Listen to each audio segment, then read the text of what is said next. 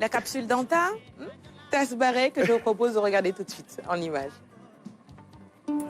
Et bashi.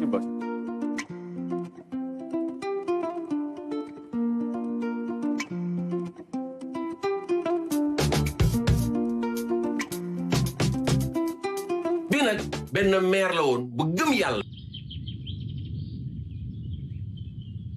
asalaamaaleykum wa rahmatullah. aleykum salaam wa rahmatullah. ay waay sama xol a sedd moo tax ma ñëw mënatuma toog.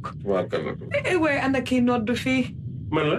yow yaay Nayim bi. maay Nayim bi. ay waay ana waay yal na baat bi yàgg. te wér. amiin. xoolal 4 millions yi. yow yaa ko moom. jërëjëf waay. gis nga di la dégg dong. dubloo na yéefar. jërëjëf. ana kii raxas fii di ko bale. maa ngi nii. set na macha allah. macha allah 4 millions yi. yow yaa ko moom. merci beaucoup merci yaay. waa ana imam bi. maa ngi nii man di maa imam bi fii. imam macha allah yàgg naa fi ne def naa 20 ans. macha allah. yow imam yow nag yow aw ma sa fay. gis nga yow mii imam. yow daal yàlla rek laa lay bàyyal yal na la yàlla fayal boppam. nga ni. kuy googu. rabbu samaawaati wal ardi. ma ne soxna si.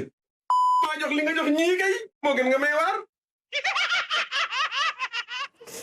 Anta, tu expliques un peu. Il a raison aussi. Donc les jours ont été censurés, quoi. On donne 4 millions à tout le monde. Et puis à l'imam, on dit, bon, je te laisse entre les mains de Dieu. Dieu te le rendra. Et par contre, par rapport à l'imam, il lui dit que j'ai vraiment rien pour, on va dire, glorifier ce que tu es en train de faire pour toute la population, on va dire. Et il lui dit qu'elle la laisse avec Dieu, tout simplement. Ouais, donc, Dieu te le rendra. Dieu te le rendra, voilà. Et l'imam qui n'est pas d'accord, hein, du tout. Avant de voir Dieu, tu es là, non? C'est ça, vraiment.